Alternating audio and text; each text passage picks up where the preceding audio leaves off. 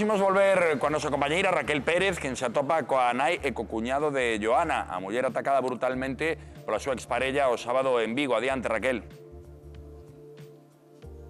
Moi boas, de novo, pois efectivamente levamos xa con eles un anaco. O primeiro que preguntamos obviamente foi pola saúde de Joana. Estou segura de que noite tras noite vos volvedes a vista atrás ao que pasou precisamente o sábado aquí ás portas do voso fogar cando Joana saía da casa. Como vos enterastes de todo o que pasou? Polos gritos de desesperación, de auxilio, e pedía. Xa non falaba, chillaba. Claro. Eu, en principio, pensei era o perro e lle estaba dando algo, porque era unha ousa tremenda. Entendo que saídes correndo na súa axuda e a imaxe que vedes que... Primeiro saliu foi o meu neto, me parece, saliu pola ventana, xa. Estaba a frente, mollándose a mangueira. Despois eu, claro, en principio pensei, era o perro, baixei eles así como estaba, e xa me encontrei en todo o panorama, pero xa estaba o meu xenro, o meu neto, a miña filla, a miña nora de arriba, estaban xa todos antes había na casa.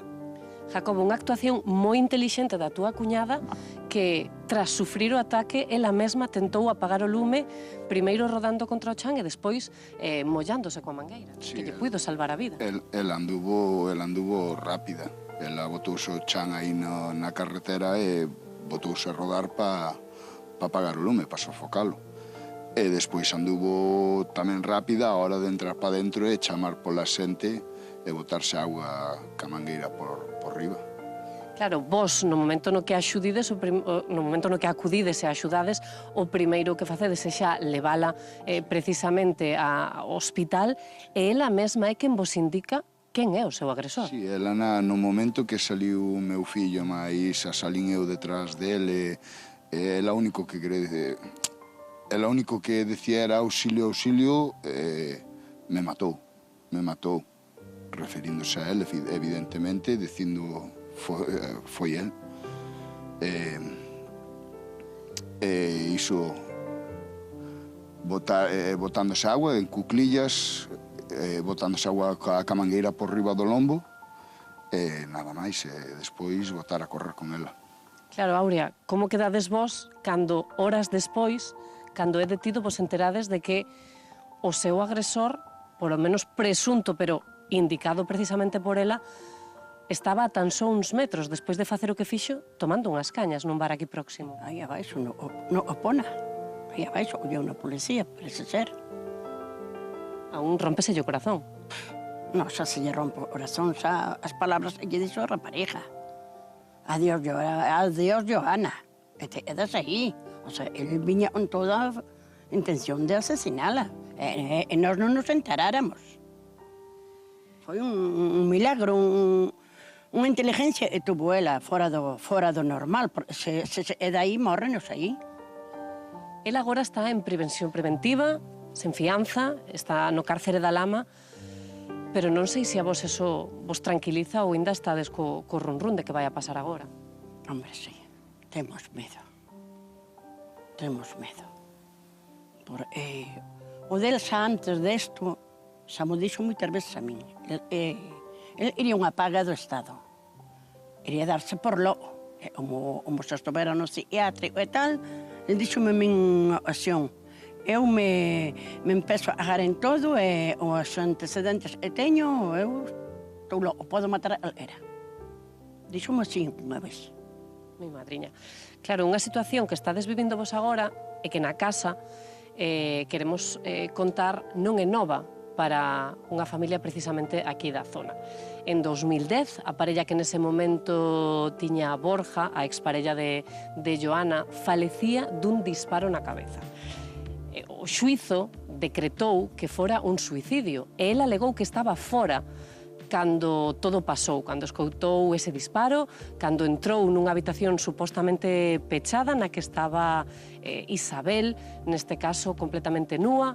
E claro, a xustiza chegou ata aí, non había máis indicios, a pesar de que a arma coa que ela se quitou a vida era del e, ademais, sí que foi acusado neste caso de tenencia ilícita de armas porque non tiña permiso para ela, ademais de que a escondera tentando, obviamente, ocultar que tiña ese arma cando atoparon, neste caso, a Isabel. Bueno, pois nós precisamente hoxe quixemos falar con esa familia que perdeu a unha muller moi nova no 2010 e que, aínda a día de hoxe, se reafirman, escoitando o que pasou con Joana, nas súas sospeitas. Eles teñen medo agora mesmo, igual que ten Áurea, do que poida pasar a continuación. Pero eles, no seu momento, saben que de algún xeito esa rapaza nova e alegre non tiña ningún motivo para acabar coa súa vida e creen que hai algún tipo de implicación. Non o poden demostrar, pero o seu corazón dillo. Eso sí, como dicíamos, aínda teñen medo. E claro, falábamos desto porque eles xa pasaron por un xuizo.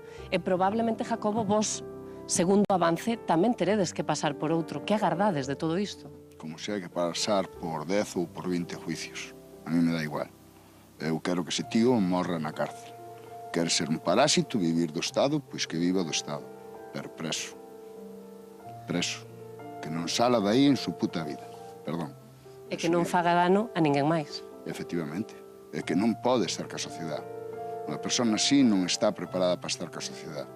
Non sei se pola educación que lle deron, pola vida que tuvo, non sei, me dá igual. Non pode estar ca sociedade. A sociedade non é isto. Non sei, as cousas non se arreglan así. O que sí, o primeiro é o primeiro, e agora a nosa mente, como dicíamos ao comezo do programa, está en Joana, que está agora mesmo no hospital, está sedada, está intubada. Danvos algunha esperanza aos médicos? Os médicos, son profesionales, pero tamén saben que hai moito risco. Entón, eles tamén entendemos que intentan ser comedidos a hora de darnos esperanzas. Pero nós temos esperanzas. Ela é fuerte, é nova, temos esperanzas, moitas. Ahora a ver que dicen eles. Áurea, entendo que agora o teu sentimento é o de abrazar canto antes a Joana, que poidas falar con ela, que poidas decirlle todo o que a queredes e o valente que foi. Sí, sí, iso é verdad. Estou deseando e desperte para contarlle todo iso. E para loitar e seguir loitando. Hombre, claro, o máximo, o máximo. Estamos desesperados. Estamos totalmente desesperados e destrozados, claro. A ver. Pois igual que a eles, compañeiros, a nosa mente tamén está con Joana. Ela precisamente será a testemunha principal para acusar a súa exparella para que pague por este ataque que, xa vos lo digo, polo momento é presunto, pero todos os indicios, todos os seus pasos auguran que el foi a persoa que se achegou ata aquí, que el foi quen a rociou con gasolina e lle prendeu lume facendo un atentado total contra a vida e creéndose posuidor e no dereito de facer coa vida de outra persona o que quixera. Nos seguimos aquí coa familia de Joana, que agradecemos de verdade que estiveran connosco, porque eles agora mesmo pois intentan seguir adiante cun pé no hospital, con outro na casa, moi pendente. Seguiremos tamén con eles ao longo destes días, agardando pois a noticia que máis queremos escoitar, que Joana experta e que sigue adiante. Siga adiante, eso é.